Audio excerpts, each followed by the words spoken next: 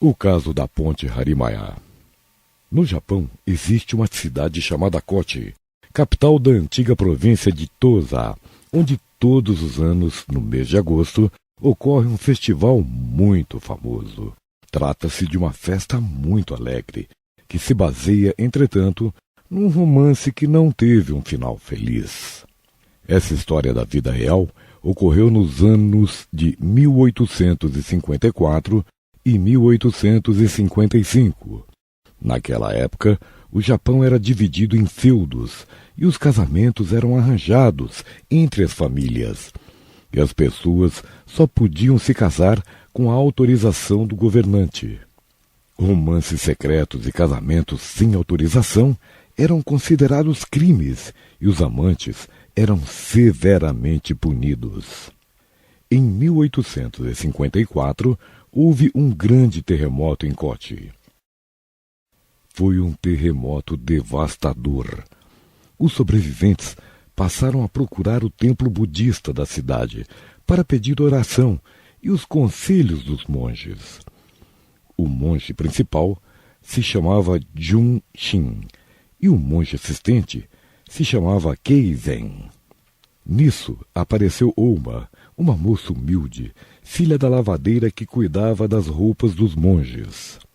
Incumbida por sua mãe de entregar as roupas lavadas aos monges, Oma passou a ir todos os dias ao templo. Junshin e Keizen logo se encantaram com a simplicidade e a beleza de Oma, e uma amizade sincera surgiu entre os três. Essa amizade, entretanto, se transformou num perigoso triângulo amoroso. Apaixonado por Oma, Keizen decidiu declarar seus sentimentos.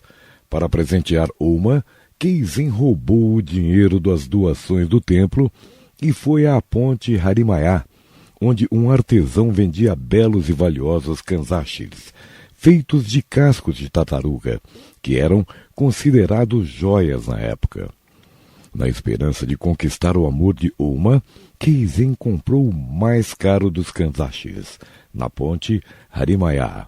Quando Keizen ofereceu o kanzashi para Oma, a reação foi bem diferente do esperado. Oma recusou o presente e disse estar apaixonada por outra pessoa, o seu colega e monge Junshin. Junshin, que em segredo também estava apaixonado por Oma, ficou feliz em saber que seus sentimentos eram correspondidos. Mas, se até então Keizen e Junshin se tratavam como irmãos, a partir daquele momento passaram a se ver como rivais. Na cidade, a fofoca de que alguém viu um monge comprando um kanzashi caro na ponte Harimaya se espalhou rapidamente. Keizen foi chamado pelas autoridades para explicar e, ao se dar conta do problema em que estava metido, resolveu mentir para se safar. Ele acusou o rival, Junshin, de ser quem comprou o kanzashi e disse ainda que Junshin e Oma eram amantes. A fofoca se tornou um escândalo. Oma foi proibida de voltar ao templo e Junshin foi proibido de voltar a ver Oma. Pretendendo ter uma vida feliz com sua amada, Junshin arriscou tudo e planejou uma fuga com Oma. Junshin pediu a um amigo para entregar um bilhete a Oma. No bilhete havia um endereço e a expressão em japonês Yosakoi, que significa venha esta noite. Assim, no dia 19 de maio de 1855, Junshin e Oma partiram à noite de Kochi, caminhando por trilhas no meio da mata sob a luz da lanterna de vela. Nas primeiras horas do dia seguinte, a população já comentava o sumiço de Junshin e Oma. Então, as autoridades acionaram a polícia para procurar o casal fugitivo. Um dos policiais, suspeitando de um caminho que o casal poderia ter tomado, foi a uma cidade chamada Takamatsu. Lá, numa pousada, Junshin e Oma foram surpreendidos pelo policial. Foram presos e levados de volta para Kochi, deixando na pousada apenas o bilhete que Oma havia recebido.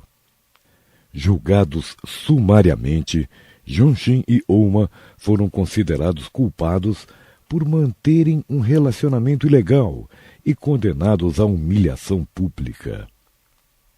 Sob a vigilância de um guarda, eles ficaram amarrados no meio da praça para que todos os vissem. Os homens vieram para apreciar a beleza de Ouma, por quem o monge havia arriscado tudo. Junshin sofreu mais por ver sua amada exposta à humilhação do que por ele mesmo. Depois, Junshin e Ouma foram mandados para o exílio, cada qual numa cidade bem distante. Nem os castigos, nem a distância e nem mesmo o tempo fez o amor de Junshin e Ouma desaparecer.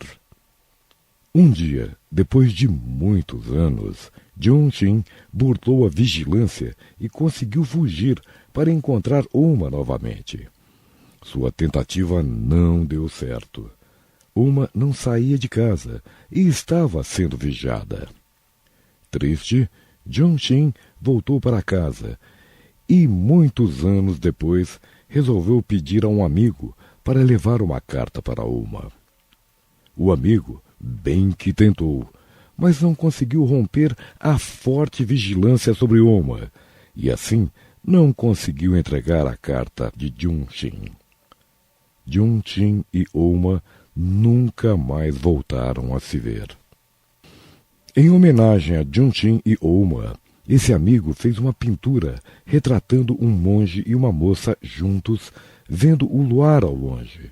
Atrás da pintura, ele colou a carta que não conseguiu entregar, guardando em segredo o romance proibido. O tempo passou e os costumes mudaram. Hoje, as pessoas se unem por amor e têm a liberdade de escolher com quem se casar.